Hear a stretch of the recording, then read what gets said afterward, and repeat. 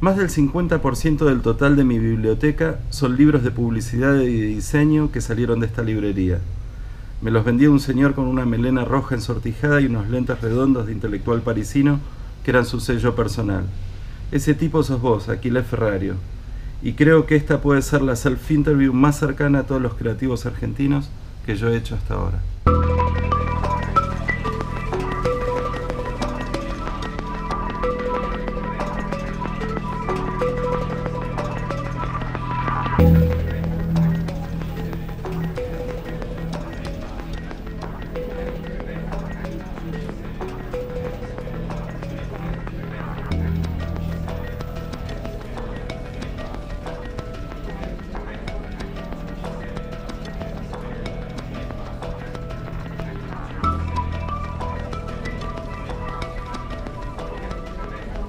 Por supuesto, allí hay una clase de trabajo que podríamos calificar como artesanal, que tiene que ver con el empeño en conocer los catálogos y las producciones de las más importantes editoriales del planeta. Para aquella época, hablamos de los 90, de los 80 y los 90. Yo creo que lo decisivo era el anticipar de alguna manera aquello que podía llegar a ser el gusto, la preferencia y el interés de los publicitarios en ese momento. Esa clase de trabajo para un importador suponía cierta clase de riesgo, porque había que intentar estar no solo a la altura de los intereses que se nos comunicaban, sino también de descubrir aquella clase de cosas que daban singularidad a la librería. Ese es el trabajo que hacen los libreros en cualquier clase de disciplina, digamos, ¿no?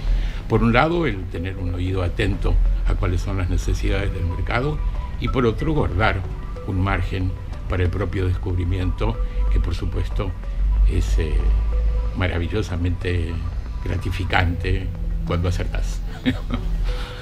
Contame cómo te iniciaste en la publicidad y quiénes fueron tus primeros clientes. Bueno, este trabajo comenzó en el año 1980 con quien entonces era mi socio, Ernesto Pertot, y en realidad fuimos empujados por quienes eran los importadores, los únicos importadores en la Argentina en ese momento, a independizarnos. En mi caso, yo era el encargado de compras en la cadena de las librerías Fausto, y los importadores que traían libros de publicidad y revistas de publicidad a Buenos Aires estaban en una situación bastante angustiosa, porque nuestro antecedente, quien hacía esta clase de trabajo en el pasado, Grumblat, había quedado viudo y muy desconcertado, digamos. Así que ese vacío inquietaba a los importadores que traían libros para Grumblat, que Grumblat no lo retiraba.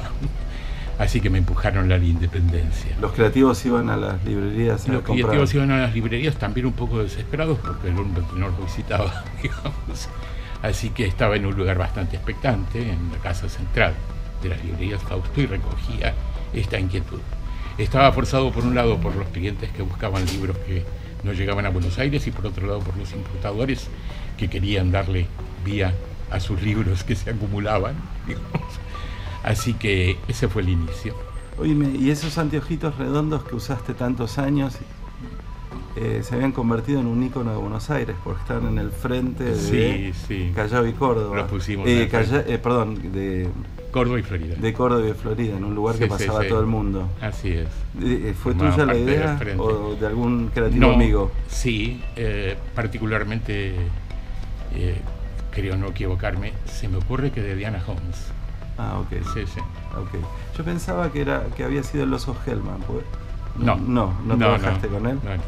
No, más tarde. Más tarde. Con él. Sí. Ah, ok. Pero eran un ícono, ¿eh? Yo empecé a trabajar con esos anteojitos en la mente. Claro, eran nuestra identidad. Más tarde, cuando hizo nuestro logo, el de Documenta, Gustavo Pedrosa incorporó en el Documenta, digamos, un par de anteojos con la O y con la C. Vos nos conociste a todos por varias generaciones. Tenías clarísimo nuestros gustos y nuestros intereses. Además de que eso fue hacer muy bien tu trabajo, ¿qué hilos te unen a los creativos? ¿Por qué podías interpretarnos? Bueno, se me ocurre que la cualidad más interesante en este caso tiene que ver con esto que mencionábamos hace un rato, bajo la forma del oído para las necesidades, digamos, ¿no?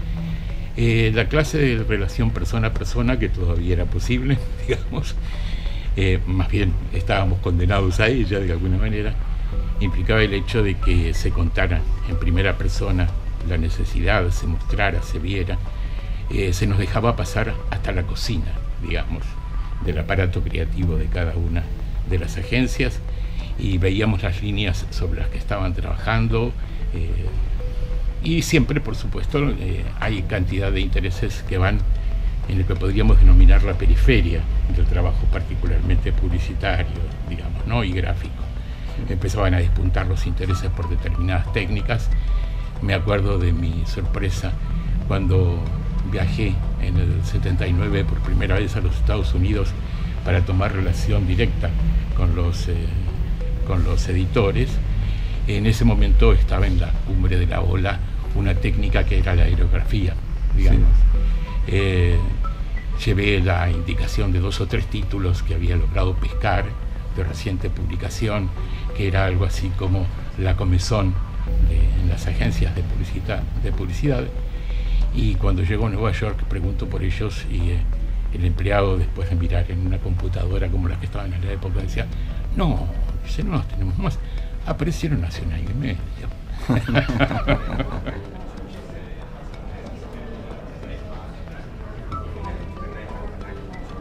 Y sí, me parece que uno de los personajes más disonantes de la época era el oso, digamos, ¿no? Recuerdo, tuvimos una relación personal bastante prolongada, porque en determinado momento él se ocupó de la gráfica de nuestros anuncios en revistas publicitarias y demás.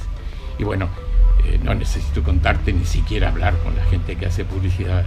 El oso era desopilante. Él y Ginsburg, a quien atendíamos en ese momento ¿cómo se llamaba, por favor, la agencia de la calle México? En Lautrec, claro, estuvo en Lautrec sí. En algún momento. Bueno, sí, por supuesto.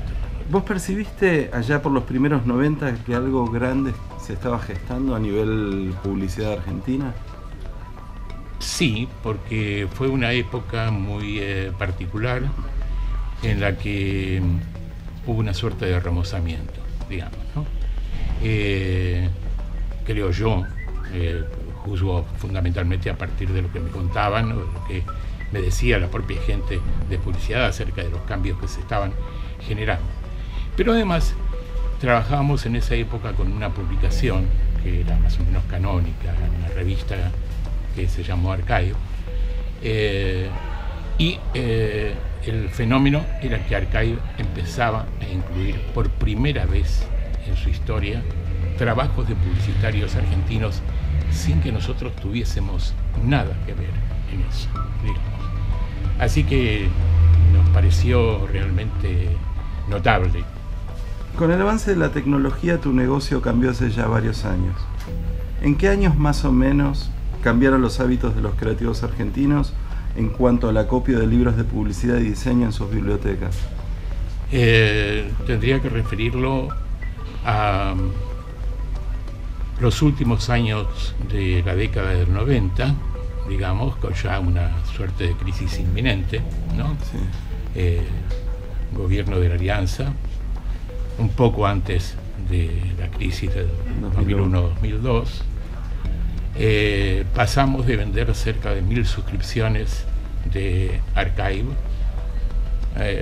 a algo así como 600, 700 en el plazo de un año y medio. Y para nosotros, desde el punto de vista de los anuarios, las publicaciones periódicas, la publicidad, no se recuperó nunca más. Nunca más. De allí, digamos, tuvimos una suerte de levantada que primero implicó darnos cuenta de que el interés de los publicitarios por consumir libros estaba cambiando de modo muy veloz. Claro. Hasta extinguirse. Claro, la crisis del 2001 se anticipó al cambio generacional que vino inmediatamente después. Exacto. Y donde las referencias empezaron a tomarse directamente de internet. Naturalmente. El cambio de hábito terminó dominando a todas las generaciones, a mí me parece. Ajá. ¿Qué libros traes ahora? Digamos, ¿siguen existiendo los anuarios, no. el D&AD, el One Show? No, están en vía de desaparición. Sí. Vamos a nombrar el más importante, según el juicio bastante compartido, sí, de los creativos de la época de oro, digamos, que era el anuario británico, el D&AD, digamos. Fíjate vos qué caso tan singular. Tomó la posta de su publicación la editorial Taschen, que es una editorial que hace libros de una calidad diversa, digamos, tiene una franja de libros muy interesantes, y otra que básicamente la produce para el hemisferio norte, donde los museos están a la distancia de un bus que se toma para visitar el museo de una ciudad a otra, sí, o demás. Y entonces, en las colecciones económicas, digamos, la calidad de las reproducciones no es algo que te entusiasme, sino que sencillamente te sirve para saber qué obra tenés enfrente, que no equivocarte, digamos.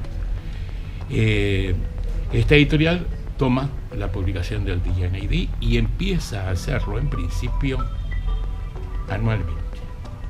Lo hace a lo largo de 3 años y no lo hace más. Lo discontinúa. Lo discontinúa con su sello, ediciones muy bien realizadas, francamente muy bien realizadas, digamos, una edición prácticamente de lujo y con precios accesibles. No tuvo movimiento en el mercado para nosotros. La creatividad argentina, que tuvo su punto más alto entre fines de los 90 y toda la primera década de este siglo, desde hace por lo menos 5 años entró en una zona de decadencia. ¿Vos crees que puede tener alguna relación con la forma de referenciarse los creativos, de que ya no tengan libros en las manos y que la información que pasa por ellos sea distinta y mucho más efímera? Pienso en los términos, digamos, de la modernidad líquida, de la velocidad con la que todo aparece y se sumerge, digamos, de pronto, ¿no? y se extingue. Sí, por supuesto, cierta nostalgia por la clase de ingenio que en el pasado y de creatividad que en el pasado circulaba, y prendo televisión o leo prensa y me doy cuenta de que realmente estamos en otra etapa.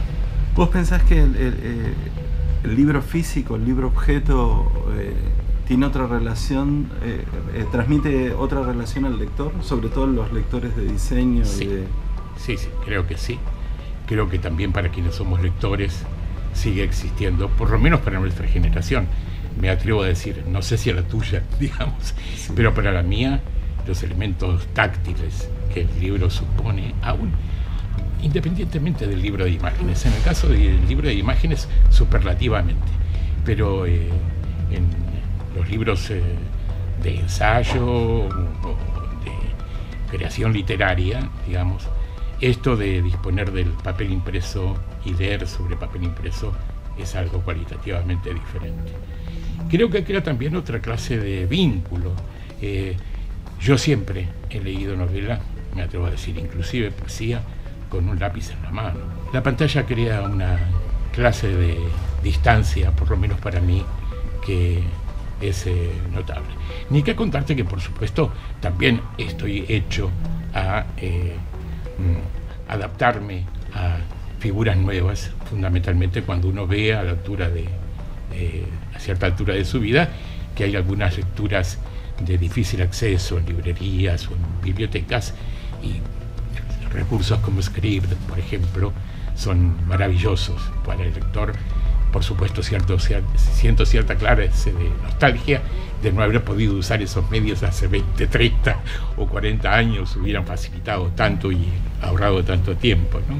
Así que inclusive, no solamente ensayos, sino hasta literatura, leo en pantalla.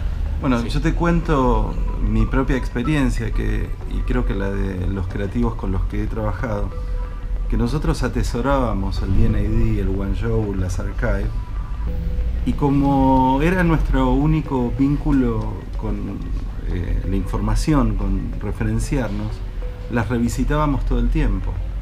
Y yo mismo, desde que entré en un sistema de referencias digitales, me pasa que las referencias las veo una vez y después rara vez sé dónde están. Cuando un DNAD por ahí me conocía hasta el número de las páginas en los que estaba cada aviso, Bien. de tantas veces que los veíamos. Entiendo, ¿cómo no? ¿Cómo no? El esquema básico de página izquierda, página derecha, digamos, Sí.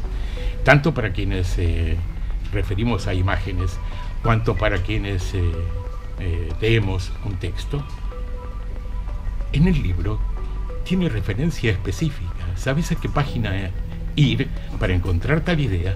Porque recordás, yo diría que independientemente de tu voluntad, cuál era el fragmento de página en el que el párrafo correspondiente estaba. Ni hablemos de los libros de imágenes. ¿Sí? Sí. En los libros que contienen imágenes, esta clase de recurso era inmediato, no suponía ninguna clase de filtro, estabas allí de modo pronto, y este elemento de lo táctil, digamos, ¿no? Totalmente. Sí. A mí me pasó que con los libros que traje hoy para fotografiar en tu librería, que desde aquí salieron hace muchísimos años y que me han acompañado toda la vida, los volví a abrir y volví a recordar en qué parte estaban algunas cosas importantes del libro, y las busqué intuitivamente y las encontré. Esta es la última pregunta, Aquiles. ¿Qué pregunta no te hice y crees que hubiera sido justo que te hiciera? Bien. No, creo que las preguntas que hiciste estuvieron muy bien centradas. La pregunta fuerte es, se me ocurre qué acontece con esto de la desaparición del libro como una herramienta en el oficio publicitario, ¿no? Pondría un énfasis en esto. Voy a contarte la sensación que progresivamente tengo. Creo que no se extingue solamente el libro dedicado a publicidad. Creo que está en extinción inclusive el libro de diseño gráfico, tal como lo veíamos en la década de los 80, los 90 y demás. Es muy curioso lo que acontece porque hay, desde el punto de vista del librero, que es lo que me estás contando, y de la pregunta en todo caso faltante, hay un proceso como de reacción a todo esto que tiene que ver con el nuevo lenguaje, digamos, que suponen las nuevas tecnologías, y es un fenómeno de reversión. Están apareciendo libros que retoman las prácticas artesanales del diseño de modo creciente. Son una tendencia mundial. Era algo así como trabaje sin computadora, sin el auxilio de una computadora. Notable en disciplinas que tienen que ver con el diseño gráfico, la aparición súbitamente de la moda del lettering, de modelos de impresión manual que tienen que ver con artesanías a las que ya ha desplazado cualquier recurso que pueda utilizarse por computadora. Una suerte de regreso a las manualidades. Lo orgánico. Exacto, es un proceso complejo y tiene muchas caras. Bueno, y si alguien se quiere instruir en eso, puede venir a buscar los libros aquí, ¿verdad? Claro que sí. Bueno, muchísimas gracias, Por favor. Aquiles. Me pareció muy justo y hacerte una self-interview a vos, y estoy seguro que toda nuestra comunidad te va a ver y se va a acordar de lo que vos significás para la publicidad argentina. Bueno, es un halago. Muchas gracias.